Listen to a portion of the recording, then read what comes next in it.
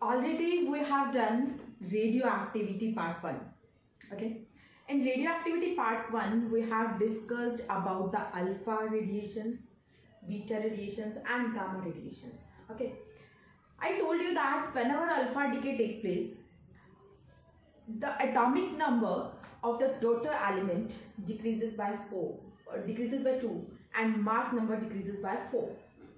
And whenever beta decay takes place, the atomic number increases by 1 but the mass number remains same.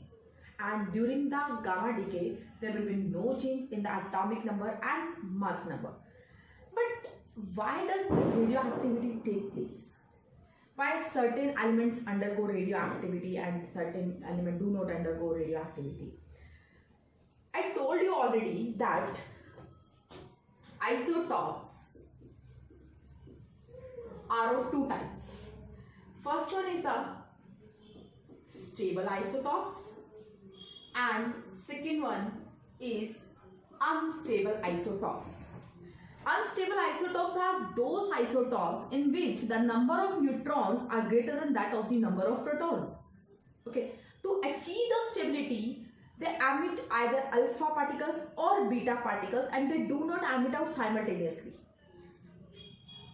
Either alpha or beta. Okay. So, I told you that when number of neutrons is greater than number of protons, it undergoes radioactivity, but in some cases, in the nucleus of some atom having atomic number less than 82, they also goes under radioactivity. But in that case, number of neutrons is not very much greater than that of the number of protons, even then they are going under radioactivity. Okay, these are the isotopes of some elements that they are known as the radioisotopes. Okay. So, isotopes of the some element having atomic number less than 82 are radioactive, means they emit the alpha radiations or beta radiations to achieve the stability. These are the isotopes of some element and they are known as the radioisotopes. Okay, so here are some examples of radioisotopes. The most important example is cobalt 6027, carbon 146. The carbon which is present in our body is carbon 612 and the unstable another radioisotope is carbon 614, potassium 1940, phosphorus 15 and 32. But the most important radioisotopes are cobalt and carbon. Okay, cobalt, what is the use of cobalt? Because today our main because today I will pay my attention on the uses of radioactivity. So first, the use of cobalt 6027. Cobalt is used to kill the germs. It is used to treat the cancer. Okay, directly alpha radiations or beta radiations we cannot fall on the body because you know that alpha, beta and gamma radiations have the more penetrating effect. So directly we can't use alpha, beta or gamma. We can use cobalt, that is the radioisotope. Okay, so by the radioisotope cobalt we can treat the cancer because the radiations emitted out from the cobalt kill the germs or kill the cells of the leukemia. Okay, cancer, or you can say that tumor. Carbon 146, it is used for carbon dating. Carbon dating you know very well. It is used to find out the age of the earth, age of the fossils which is formed by the dead remains of the plants and animals. Same as that you can find out the growth of the plants where the potassium and the phosphorus has been used. So these are the uses of the radioisotopes. And radioisotopes are also artificially prepared by the nuclear transmutation. So what is nuclear transmutation? Transmutation means the conversion of one nuclei into the another nuclei by the alpha radiations, or you can say that by the alpha particles. When they fall onto nuclear reactors, they can beta particles can produce out. Okay, So this is known as a nuclear mutation. You can prepare artificially also these radioisotopes. Okay. Harmful effects of radiation.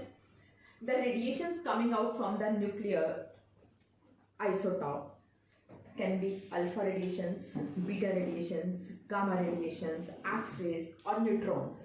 Okay, it affects the biological terms in terms of, you can say that bio within 10 raised to power minus 14 second and affect the body. So these can be classified into three categories. First one is the short term, which are recoverable, like diarrhea, nausea. Second one is the long term, but it is irrecoverable, like tumor, cancer, leukemia. And these two, short term recoverable and long term irrecoverable, these effects occur when the person exposed to the isotope radiations. Okay, directly exposed to the radiations. And third one is the genetic effect. The person is not directly exposed to the radiations. It is coming later on by the person which exposed to the radiations through the genes. It is coming to the next generation. Okay, and it is also irrecoverable. Okay, and the most important is that it affects the pregnant woman a lot. It affects the womb, which is womb of the pregnant woman. It can produce cancer 40% to the womb. You can say tumor 50% or leukemia 70%. Okay, even neutrons which are uncharged, it also affect the body of a person. Okay, most important which can come in the board exam is that in medical field radioisotopes are used as a tracers. Okay, tracers are the sodium, you can see radio sodium chloride, radio iron, radio iodide. These are the salts of weak radioisotopes. It is used for diagnosing the disease like cancer, like leukemia. Okay, and when we mix or we can inject radio sodium chloride with the common sodium chloride and inject it in the blood, it is used for diagnosis the clot in the body. And the another which can be used in the medical field is the alpha radiations. Okay, alpha radiations are used for sterilize the bandage or equipment of medical purpose. Why we are using gamma radiations there? Why we are not using heat for sterilize the equipments? Because it is a quicker method, it is a reliable method, and it is a cheaper than heat. Okay, that's it. And the radioisotopes, the radiations coming from the radioactive elements are very harmful, and it affects the pregnant woman. Okay, so pregnant woman should not be exposed to the radioisotopes radiations. Okay, next I am coming to the precautions which you should take during the handling of the radioisotopes. We should use the lead apron. We should use the lead tongs for carry out to bring the radioisotope from one place to another place, or we should use the lead helmet there. Okay, and now what are the sources of radio? Stop there. Okay, discussing the sources of harmful radiations. First one is the radioactive fallout from nuclear power plants. What do you understand by the radioactive fallout? As you know that electricity is generated from the nuclear power plants nowadays, but if accidentally there is some leakage from the nuclear power plant, so radiation will be exposed to the atmosphere and it will affect the habitat there, it will affect the surrounding air, atmosphere, or you can say that buildings there. Okay, so three major incidents occurs has already been occurred in USA, in USSR and in Japan, that has been occurred accidentally only, which is known as the radioactive fallout. Okay, and from the nuclear waste also harmful radiations are emitted out. From the nuclear waste, whenever a nuclear reaction is carried out in nuclear reactor, so nuclear waste will be produced there. So we should not expose the nuclear waste in the open area. We should dump in anywhere else, not in the open area, okay, where there is no habitat or there is a barren land. Okay, otherwise the radiations will be there and it will affect the atmosphere.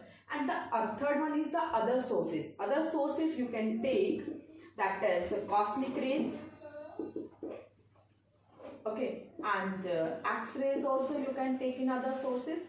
Cosmic rays are coming out from the sun, okay, and some other rays are also coming out from the sun. Alpha radiations, beta radiations, that will be deflected by the magnetic field of the earth, but cosmic rays that are the uncharged, that will not be deflected by the earth's magnetism. It will reach to the earth's surface and will affect the human beings. So these are the sources of harmful radiations. Okay, we can use these radioactive isotopes. First, medical field. Second, industrial field.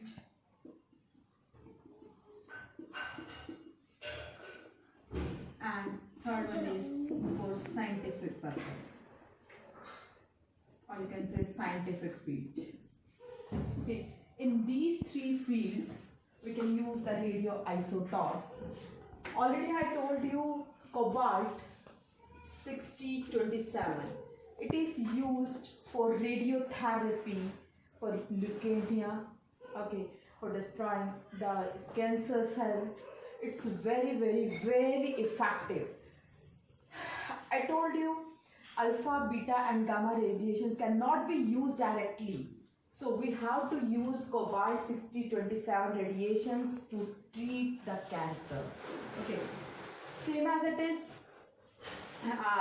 in the industrial field, we use the radioisotopes radiations because when the excessive charge deposit over the machines, to neutralize that charge, we use the radioisotopes, because the radiations which will pass through that ionize that charge and it will become neutralized. Same as that in scientific field we use alpha radiations. Like alpha radiations are used as a projectile to carry out the nuclear reactions. Projectile is a name that is given to a body which is thrown horizontally in some initial velocity and then allowed to come under gravity without being propelled by an engine or fuel. Okay, in nuclear reaction we use alpha radiations. And in the atomic energy levels, or you can say that in nuclear reactors we use the uranium-238-92 to carry out various nuclear reactions. So in the scientific field also we use the radioisotopes. So these are the three major fields where we are using radioisotopes. Among these, cobalt is the most important, phosphorus is the important, potassium and carbon. Carbon 14 I told you, that is used for the carbon dating. Okay. Background radiations. Background radiations like alpha, beta and gamma radiations, which are not due to the presence of some radioactive substances, or you can say that in the absence of radioactive and nuclei it is there. So from where it is coming? So I can say that there are two sources of background radiations. First one is the internal and second one is the external. Internal sources are those sources which are present in our body. For example, potassium K40 and carbon 49. Okay, so it is present in our body, through which radiations are coming out. External sources are the cosmic rays. I already told you, from sun cosmic rays are coming, okay, and it reaches to the earth's surface, but these are uncharged. So from these internal as well as external sources, it is not as effective as coming out from the alpha, beta and gamma radiations from cobalt, phosphorus, potassium and copper. Okay, so it should be in the limit. There should be a minimum dosage of background radiations. Now I am discussing the nuclear energy. Before discussing the nuclear energy, I am telling you a graph, and that graph is in between the binding energy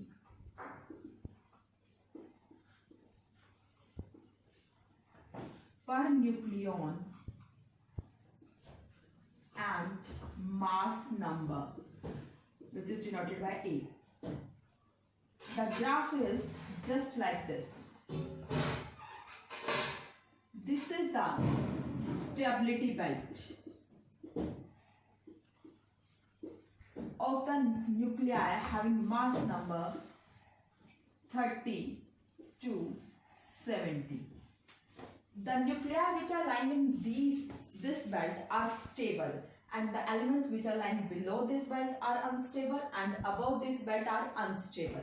Okay, so the elements which are lying below this belt, this stability belt, are unstable. To achieve the stability, okay, to achieve the stability, they will join, and the elements, or you can say the nuclei which are above the stability belt, will disintegrate to achieve this stability belt. Einstein relation, E is equal to delta m c square, where delta m is the mass defect.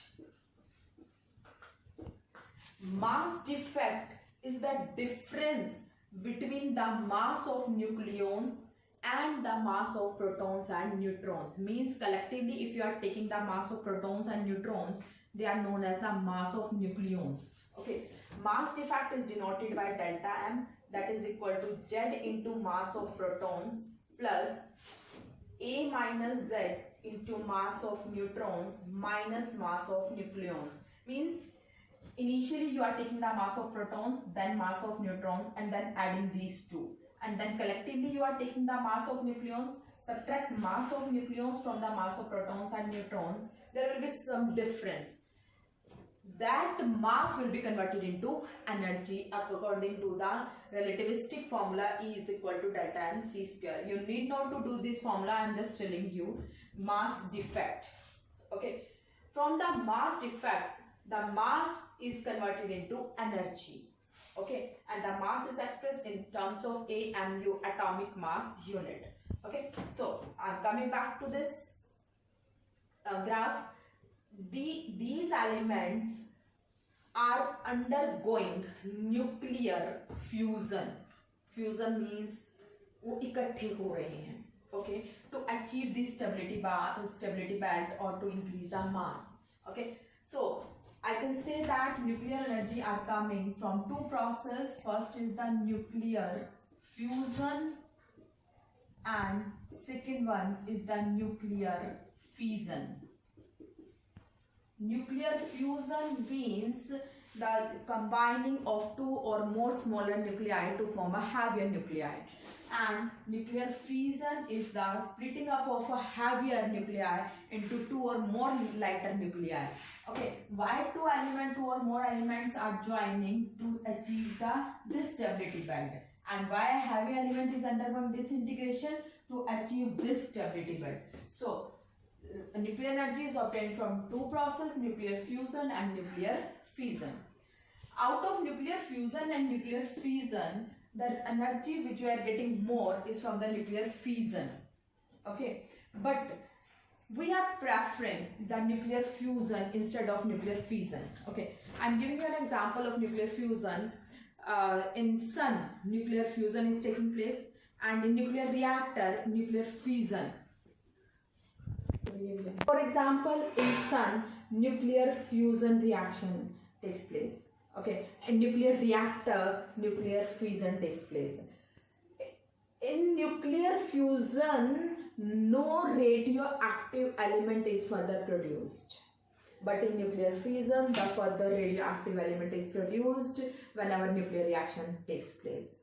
It was all about the radioisotopes, uses of radioisotopes, harmful effects of radioisotopes, or precautions while handling the radioisotopes. I think it's clear.